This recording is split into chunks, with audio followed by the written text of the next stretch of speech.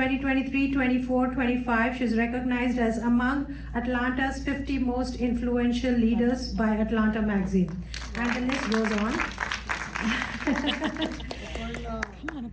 And the last one I would like to, not last but not the least, I would like to introduce Monica Modi Khant.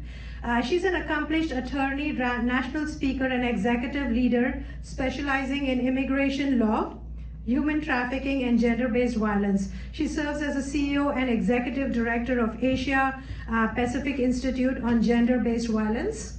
So she's also pretty well accomplished, as you can see. Throughout her career, she has dedicated over 2 decades to nonprofit legal community leadership, focusing heavily on protecting vulnerable and immigrant populations, human trafficking victims, and asylum seekers. So welcome to the team. So I will start being conscious of the time. So I have one question for each of them, and then we will open the floor to the audience if you want to add anything, ask any questions as we go on. But first, I'll just ask them all the questions.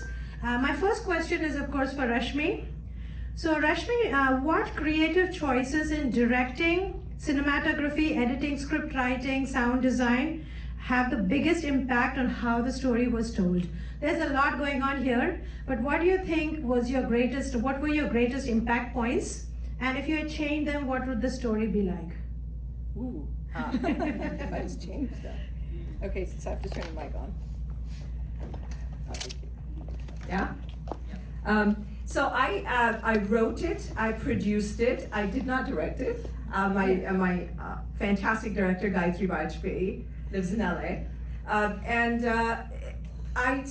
I was inspired to write this story when during the pandemic I didn't have any work as an actor, and I had made notes and written diary notes about 2 of my friends in the affluent friends in Silicon Valley, and a close relative, and I've gone back to those notes and seen a story there, a story that needed to be brought to attention, but I did not want to dwell on.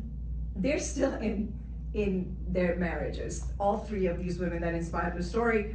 So I didn't want to dwell on a woman being a victim all her life. I believe in survivorship, and I wanted this story to have the positive impact. So I collected as many thought ideas and developed this story. I'll give somebody else a chance before I go on and on. Okay, we can talk outside. Yeah. Okay, great. Thank you. It is a pretty well-written story, so thank you so much for showcasing it for us. So next question is for Octavia. So your question is, how has your experience as a Black filmmaker in Atlanta shaped the way you develop characters and narratives? And the second part is, what opportunities and challenges have you encountered while making films in Atlanta? Because this is an Atlanta audience, we want to talk about the challenges and opportunities in the Atlanta space. And is that how you say your name? Did we? Oh yeah.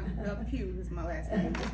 Yes, it's Octavia. Did you say it silent? Okay, Pugh. Sorry. So Atlanta has been dubbed like, Hollywood of the South. Yeah. And it's an experience to do filmmaking here in Atlanta. One thing I would say, what I love about Designed by Preeti is a diverse story. Yeah. That story is relevant, across any background, cultural, all of that. They said in the top 5 things to talk about would be money, relationships, and some other things I forgot. But relationships is up there number 1. Yeah. So dealing with relationships, and particularly abuse, when you pull from your own experience, I think that's makes the story more relevant. And you asked about the experience here in Atlanta, just being as an African American filmmaker. It's tough, it's tough, but I love it. And Rashmi and I are in the same film group, and we talk about being an independent filmmaker. And one good thing about that is that you get to be able to tell your stories. Yeah. So to be able to tell the stories that you want to tell, as an independent filmmaker, to get it out there, to get it known, because everybody doesn't want to produce what you want to be told.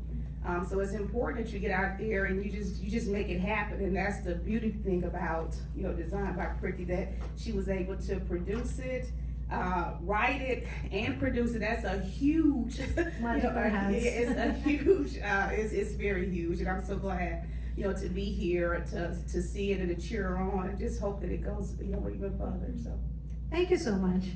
So my next question, I think, is a little more, thank you for your filmmaking expertise, but we want to also talk about the themes that surround the movie, why it is so important to talk about this topic. So I have another question for Aparna, and this is very relevant. It has always been relevant in our community and continues to be so even now in 2026. So Aparna, the research shows alarming high rates of physical, emotional, economic, immigration-related and sexual abuse within South Asian communities in the US. We are also periodically seeing tragic cases of domestic violence escalating to homicide and contributes to suicide. Recently, as you do know, that early this January we had a South Asian community, a person killed 4 people in his family. Just last week we had a Korean lady who was killed, murdered, homicide, suicide, we don't know, still coming out. So there are, the statistics are astonishing. Almost 48% of Indian women have told to be, they've had violence in their homes, not just with their husbands, but also in their parents' house. So it is not very uncommon to hear what is happening, and I think the numbers are also toned down because of the data that we're collecting. It's much more there. So my question is that from your experience heading Raksha, what warning signs are most often missed by families, friends, and community institutions, and what interventions could help prevent abuse from reaching these fatal outcomes? That's a tough question. We need an hour for that one. Yeah, we have 5 minutes. So. First and foremost, I think seeing the movie on the big screen got me a little bit more emotional, and I really want to honor the survivors in the room who have taken some bold steps and are living their lives and are surviving and thriving, but still being a resource to other survivors in the community. So thank you for being here, but I really kept thinking about many of your journeys and the forefront and how community responds. I was getting quite emotional.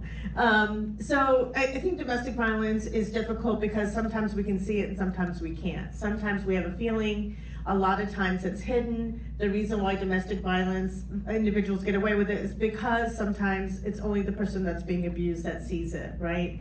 And I think what's difficult, and you saw this, even when a friend tries to outreach, right, there's the whole thing of that we let survivors lead. They know what they're dealing with the best, and we want to ask questions about their safety. Like, are there weapons in the house? Like, if there are threats, I can't live without you. If I can't have you, nobody else can. Again, domestic violence is about power and control. And when an abuser knows that they no longer have power over someone, they are going to do ultimately what they need to gain that control. So as we talk about what just happened in Alpharetta, I saw a post about the Korean woman who was killed by her American husband, and it was a murder-suicide, so I believe he killed her and then he killed himself. The thoughts are, maybe she was leaving, because some friends had posts there where it said, you were supposed to get out. You were supposed to thrive. You were supposed to get out alive, right? So I think the thing is for us to know that this isn't just a family issue. There are safety issues, and we need to be careful and ask the questions, do safety assessments to make sure that when someone's getting out that they can get out alive, because sometimes leaving is the most dangerous time, right? So that's something to keep in mind. And there's of course situations where survivors may feel, or individuals may feel like they have no choice and may take their own lives. And I don't know that we always get the statistics on that, and if it's very well documented in our communities. So I think there's a lot of work, a lot of questions, but we also have to be aware. And we also have to stop it when we see the friends doing the gossiping, so survivors don't feel isolated and feel like we have to normalize it. We have to talk about it more so that folks aren't afraid to come forward, to get support, but also know that the community is gonna catch them and be that village that supports them and walks them through the process. Thank you so much.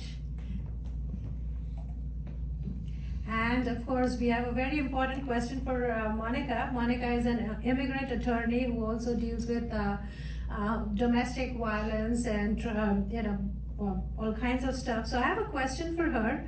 So many South Asian survivors of domestic violence face a difficult choice between safety and their immigration status, especially when a visa, green card application, or financial security depends on the abusive spouse or their family member, right? So from your perspective, what are the biggest immigration-related barriers survivors encounter in the US, and what reforms or resources could make the greatest difference in helping them seek safety without risking their life, their future, or asking for support? What is the best way for them to do it? Thank you for the question, and all these questions are so deep because it's a complicated issue, right? As Aparna mentioned, it's when a survivor tries to leave, that is the most, dangerous time. That is when everything is heightened. That is when, the violence gets even harder and stronger and more impossible to leave. And you saw that in the movie as well, where when he realized he no longer had control or was losing control of this situation, and that she was, getting her independence, her autonomy back, that's when everything escalated. And he came around more, was calling more, was trying to, just destroy what she had built. Any of that confidence and, way to make money, her independence that way financially, that's the biggest thing. He was trying to destroy that. And before I fully answer your question, I just really wanted to compliment the way that you built the story and wrote it, because I have seen many films, and the way you wrote it and the way you showed community support, the lack of community support, how that plays together was really brilliantly done. I came into this field, I've been in this field for 30 years now, and I became a lawyer because my aunt faced domestic violence very similarly. And for me, we were the family that would run and help.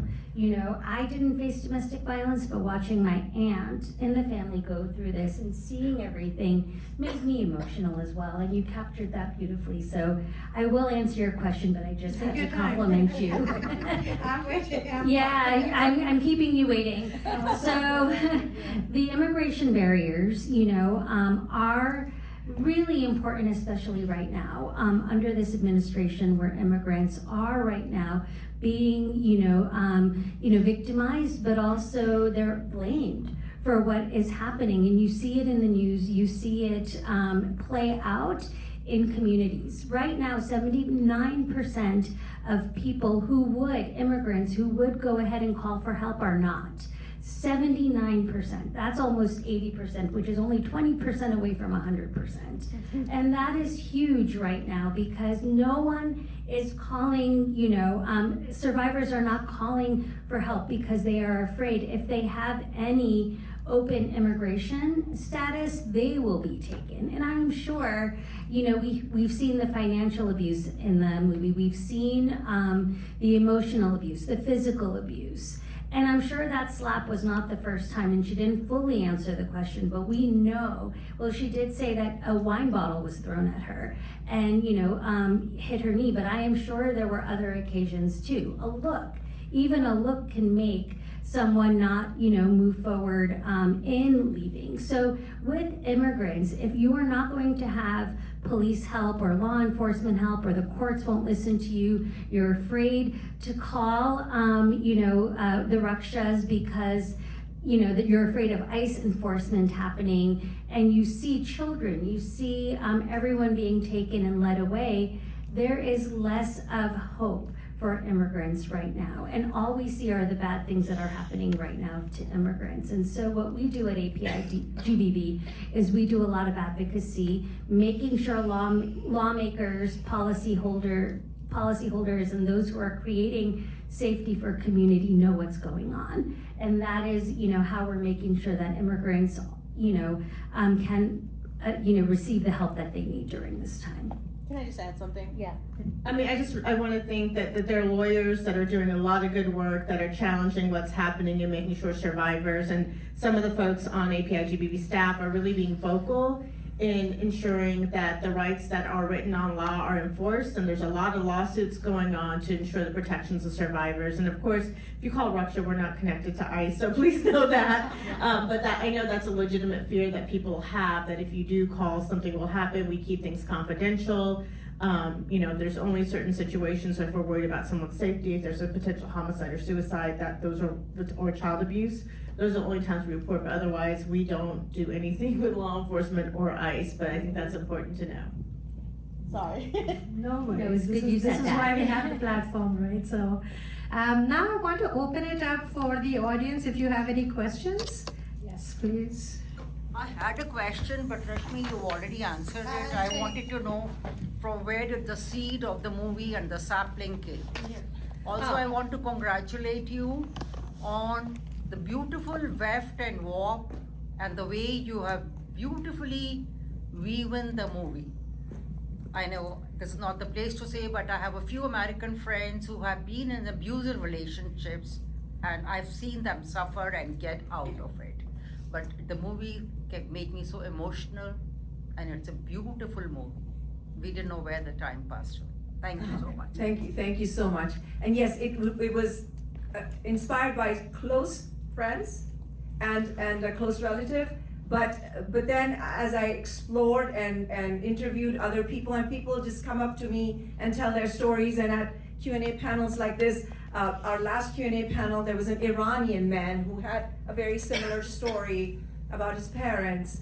A middle-aged Hispanic man came and said, "I'm so glad that your character stepped up and stopped." So I was pleasantly surprised that the story is so common in other cultures. I mean, not pleasantly surprised that it was common, but I was not surprised that it's so appealing cross-culturally.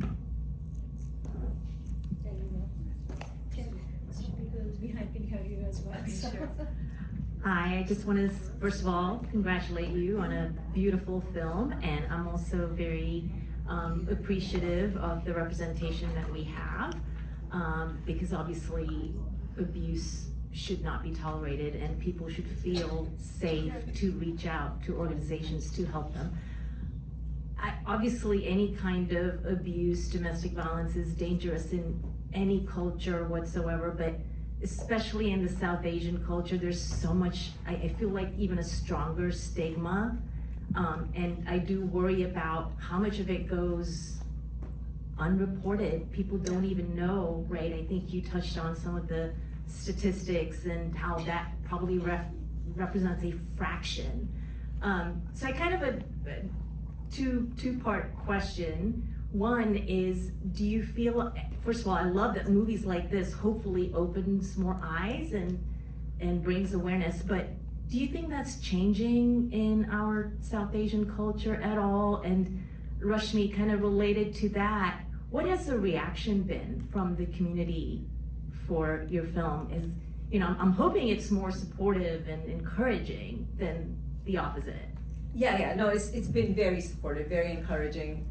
And so many people have felt heard and seen at many such Q&A panels. Women have said, South Asian women, Indian women have said, "Thank you for bringing this story to light. We feel heard and seen." And that's very, very gratifying to me. And that's why Q&A panels like this are very gratifying. And I continue to hold theatrical screenings, even though, it's such a task to bring people together. So yes, and South Asian in general, representation in Hollywood, I'm hoping to change that. We don't have much representation. We don't have much work. The parts I get are, please get married, beta shadi kar lo, beta khana khaya tumne, khana nahi khaya. This is just no real meat in our roles. And we are actors who have training. You saw all the actors up there. The guy who played my husband has an MFA. the abusive husband. And Sonia has an MFA. I mean, we're trained actors. We're waiting to. He also is struggling for parts. He played my abusive husband in another film, which is on Amazon Prime, called Hungry. It's a very nice film, and it's also deals with similar issues. So to answer your question, yes, but a lot more work has to be done. Yes, we need to be seen in Hollywood.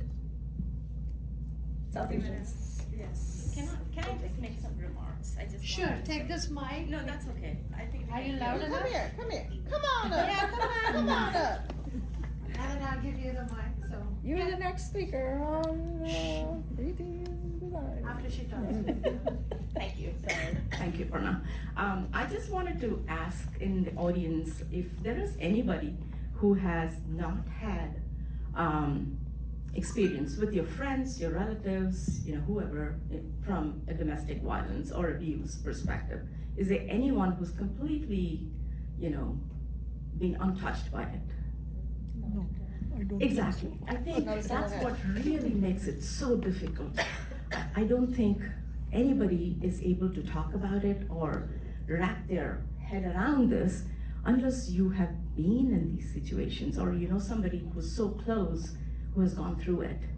That was one thing. And again, I think from a community perspective, Aparna, what you said is so immense. I mean, I think we all are in like a lap of affluence, considering, the general population.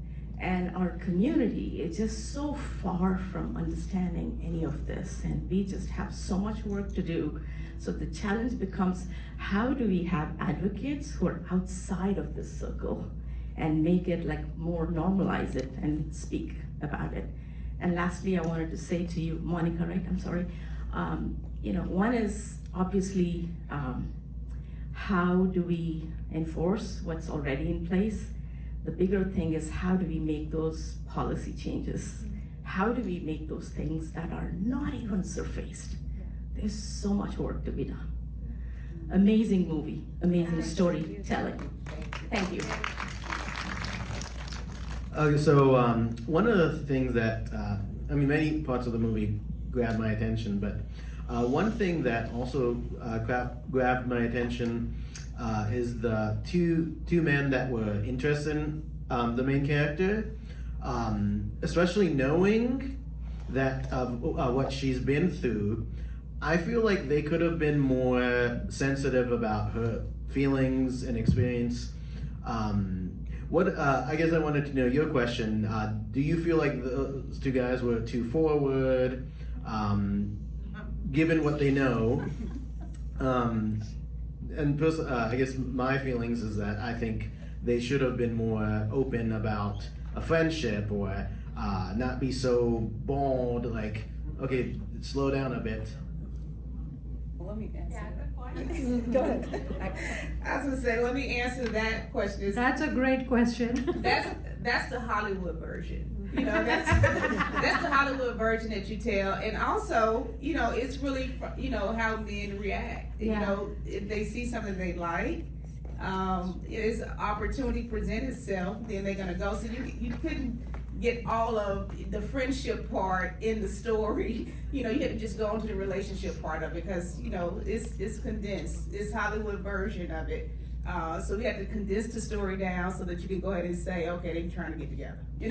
But they might just miss the bus. Right. Way too long. Yes. So. Yeah, but I think there's also the real life story that once folks know someone's available, that Exactly. I've seen divorced women, there's something in our community where they are approached by people quite a bit, and there's a different expectation. But when I wrote Harvinder Harry's character in, the sole idea was to show a nice Indian man, parallel, in contrast with Ajay, the abusive husband. So that was the whole idea, and he is a nice man, and that's what I wanted to show. Now, we could have explored his story more, but he takes the hint, he walks away, he doesn't push his way into it, and then at the end, he does show up at the fashion show to support her. So, yeah. That's a good point. You have a question here? Yeah, I'm not a speaker, but it's the first time. I just wanted to say, because I really resonate with the story, and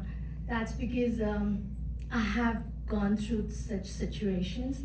I came to US in '96, and '98 I got married, and one after the other I had 2 kids, and it was an abusive marriage. It wasn't that great, and I took step, like within 7 years I just knew there was so much mental abuse, and then the day he hit me, I just left.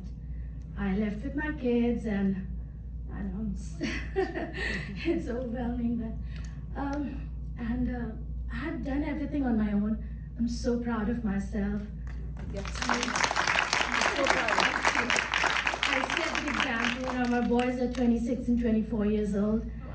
I remarried. I have a daughter with my second husband, and I'm very happy right now. So we should go ahead and do, even my family was against me. They were like, how will you survive? Divorcee women, they don't have any stake, people, and they will lose their dad. But the dad was giving me such hard time, and the kids would see all that, and we should take steps, we should just move forward. And So I have a question for you. So movies like this, is that a good thing to have movies out there like that? Or does that make it absolutely good? Yes. Absolutely. They should re-fall in love, they should date, they should do everything that's possible. And I'm so proud of these American women. They set an example for us, We should change our, things. Thank you. You found an actress designed by Preeti Part 2. Yes, we need a part 2, part 3. So where do I go? I'll just work my way from here to there, okay? Hello, everybody. I'll just voice my thoughts. I'm just so emotional right now. Not that I'm going through domestic abuse or anything, but thinking about our community and the immigrants, I think we really don't know what defines domestic abuse. Even if we are being abused, we, especially my generation of women in the Indian context, we have been raised in a way where our mother was, kind of she couldn't voice her feelings or opinions or anything. My grandmother was like that or whatever. So we don't know what defines domestic abuse. We think it's normal, right? Right. And this movie in particular, it showed us, well, this is what defines it. And what support do we have? Who do we reach out to? I think these are some of the contexts that this movie addressed. And we really need to bring such movies to our community where women can know who to reach out to and when she should reach out to, when she should, define the boundaries. I think that's very important, and I'm really grateful to you that you brought out this movie so that, I hope more and more women in our community watch it and know that they do have support. Thank you. Thank you. I just want to add your beautiful dialogue, because as she said, the mother, the grandmother in India, in Hindi they used to say कि जहाँ से डोली जाएगी वहीं अर्थी आएगी और कभी वापस मत आना. That's exactly what my mother said to me, and my mother has a law degree. And so when I was getting married, she's a very educated woman. I said, no, you can't. If it doesn't work out, I'm coming right back here. I had an arranged marriage, and I was coming to the U.S. And she said, no, Beta, don't even think like that. Like it was, don't even think like that. So I put it in there. A lot of the dialogues in the film are things that were actually said between people. The dialogue on the couch where the daughter says about using a condom, was a conversation that happened between me and one of my daughters, so. We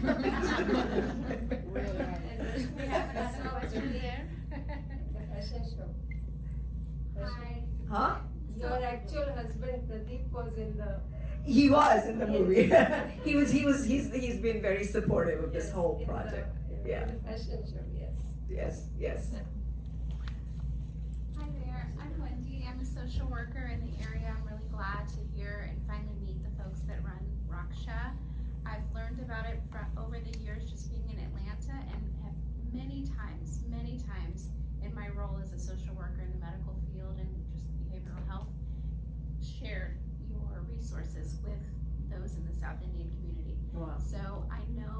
its use and its utility in the area. So I'm really glad to have, just kind of, my friend invited me and I had no idea it was a Raksha event. But also myself as a survivor in a relationship with an Indian man, having, this experience myself, I also know how important this is to be talking about it. And it's not, and it moves not just in that community, but, throughout many other communities. And I wanted to say that I'm so glad to see that there's an African-American man in this movie. I think that really I don't know if you were trying to push an envelope, but I know especially my Indian girlfriends that have had very similar experiences as someone has shared, as I've shared, that it would tell me, girl, don't ever date an Indian man. And they would go and they would date my community because they felt more comfortable. So I think this is very apropos and I just appreciate it. So thank you. That part of the story is based on a true story. But the woman was not, the Indian woman was not in an abusive marriage. She was happily married. She fell in love with her personal trainer, who was an African-American man. And so I kind of mishmashed that story a bit. And what has your experience been with the community, like you said, the Q&A and the panel, seeing this? Because I know that, is, as it was mentioned in the movie, oh Yeah. my God, he's dating, if you know what's Yeah, we're so racist. Exactly. Thank you for saying it. I didn't want to be the one. How are people responding to that? I mean, I think it's a mix. I think you're gonna have people that are, of course, they have their racism, and there are folks that are happy to have their relationships reflected on cinema, right? Because One of you can ask a question. Okay, what were you saying? I'm sorry. I was just saying, I think you're gonna get a mix. You're gonna have the folks who have the isms and are racist and don't understand it, and then you have the folks who are gonna be really happy to have their own relationships reflected on screen, because there's many folks in our community who are in interracial relationships and they know that barrier. So, like I have family members, so I think it's a beautiful reflection of that we fall in love with who we fall in love with, but we know that the isms are there in our community, there is the judgment. So it's a balance of both. I'm also happy to bring in this kind of interracial romance. Ever since Mississippi Masala with Denzel Washington, nobody has addressed the topic, so there.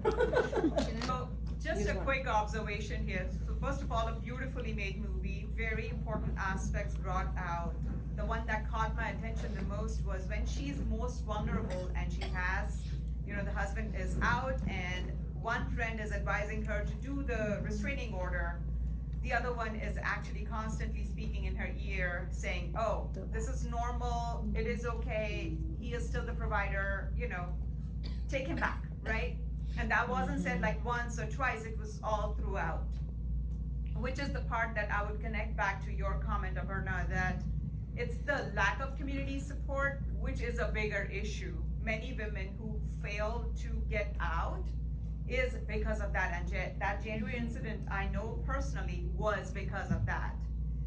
This immense social pressure of putting up that facade gets you there and just keeps you stuck. What can we do as a community to have such supporters, like, have fewer of such friends who are just speaking, oh, this is normal, that's okay, just accept it, go with it, bear with it, whatever. Versus, those who are saying, hey, no, you should not put up with this. How do we do that conversion among ourselves, those who have not gone through the abuse?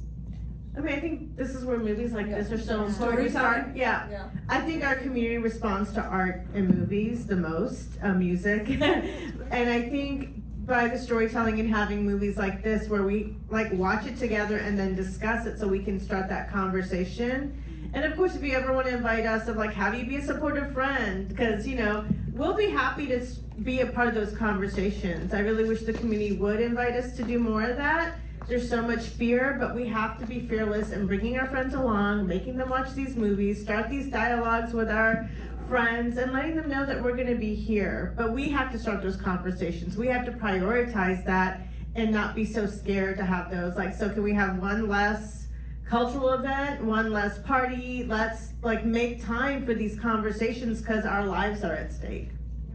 And our children's lives. Children of abuse, heavily impacted. The chances of them having a good, decent relationship is very minimized. That's right. And I just want to add, this is a community response, and community starts with one person, right? And it grows. So there are 50 of you in this movie theater. You all are 50 advocates. You may already be doing this. You might not be a new advocate, but you can model how to help other community members so others can see. Individually, I know it seems like, it's so hard to do, but individually grows the population, and you can do more if you do it together. So please don't, underestimate the impact that you have.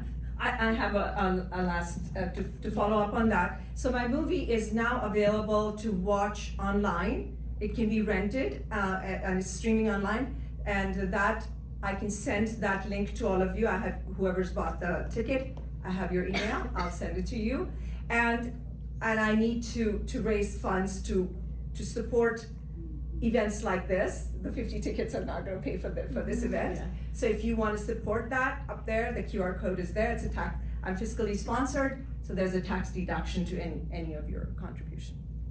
And also keep in mind too, when, the more it gets out and more people see it, then, that's when Hollywood actually starts to finance the production. Because that's why stories like this are not able to be told. These are more dramatic stories. So, genre stories, drama, from a cultural perspective, even though it's a universal story, they're hard to get into Hollywood's hand because, because of the cultural, the cultural standard of it. But, when more people begin to watch it, these are universal stories that everybody wants to see and hear, and you want to see it in your culture through, through your lens, because it actually gives you hope as to how you can approach situations like this, domestic violence, from this perspective. So the more we're able to, do screenings and things like that, then Hollywood starts to call, have to